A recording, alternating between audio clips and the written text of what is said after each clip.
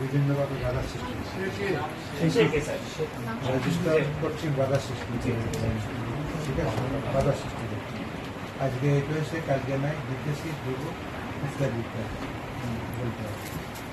বিশ্ববিদ্যালয়ে পরিচালক, অর্থ পরিচালক, পরীক্ষা নিয়ন্ত্রক না থাকায়, আচ্ছা ঠিক আছে বলতে, বিশ্ববিদ্যালয়ে পরিচালক, অর্থ ডাইরেক্টর ফাইন্যান্স, পরিচালক ডেভেলপমেন্ট, প্ল্যানিং অ্যান্ড ডেভেলপমেন্ট, ঠিক আছে, পরীক্ষা নিয়ন্ত্রক না থাকায়, অর্থাৎ তৃতীয় গ্রেডের একমাত্র সে কর্মকর্তা থাকায় কোনো কাজ করতে আমি দ্রুততার সহিত পারি না। তার কারণ হল এম্বার্কো ছিল, আমি লোক নিয়োগ দিতে পারি। আর এম্বার্কো কেন ছিল এটা আমার মনে হয় তোমরা নিশ্চয় জানো, তাদের কৃতকর্ম, আগে ভাইস চ্যান্সেলরের আমলের ঘটনা। বিশ্ববিদ্যালয়ে সব কাজে কি করা হবে, কি হচ্ছে,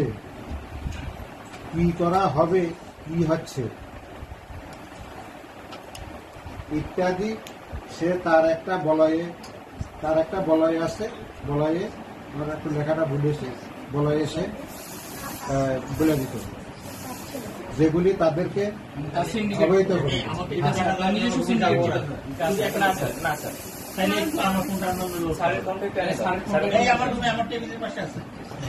সে এমন কিছু মিথ্যার আশ্রয় নিয়ে কখনো কর্মকর্তা, কখনো কর্মচারী বা কখনো শিক্ষককে আমার বিরুদ্ধে খেপাইয়া দিত।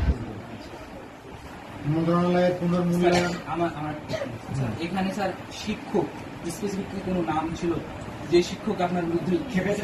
অবশ্যই আমরা আইডেন্টিফাই করতে চাইছি, কি আপনার বিরুদ্ধে খেপেছে। আপনি নাম দিয়েছেন স্যার, ভাইস চ্যান্সেলর হওয়ার পরেও কে এর সাথে এত বড় সাহস কে দেখে? হ্যাঁ স্যার, এটা আপনি একটু ক্লিয়ার করুন। জি স্যার, আপনি নাম বলেন স্যার, আপনার কোনো ভয় নেই স্যার, আপনার কোনো ভয় নেই স্যার। আর আপনি যদি নাম না লেখেন তাহলে ভাববো স্যার আপনিও এর মধ্যে আছেন। তো আশিকুল আলম, জি স্যার, আশিকুল আলম লেখেন স্যার, মাওলানা ওলি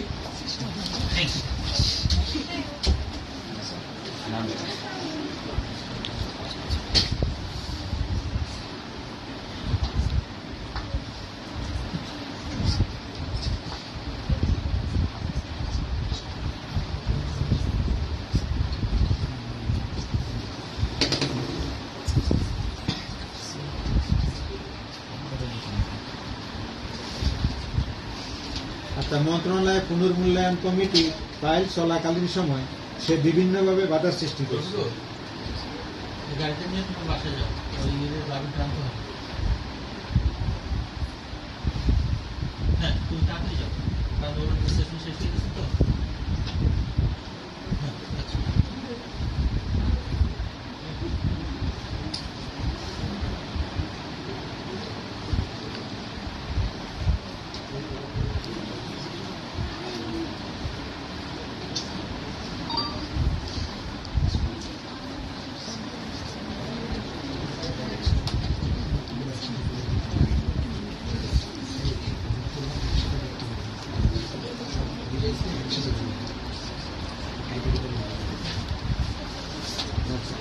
মন্ত্রণালয়ের পুনর্মূল্যায়ন কমিটির ট্রায়াল চলাকালীন সময় সে বিভিন্নভাবে বাধার সৃষ্টি করছে।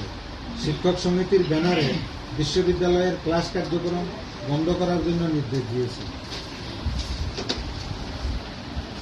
প্রত্যেকটি কাজ পরিচালনার জন্য সে গড়িমসি করতেন। আমি পাঁচটা কথা বলছি।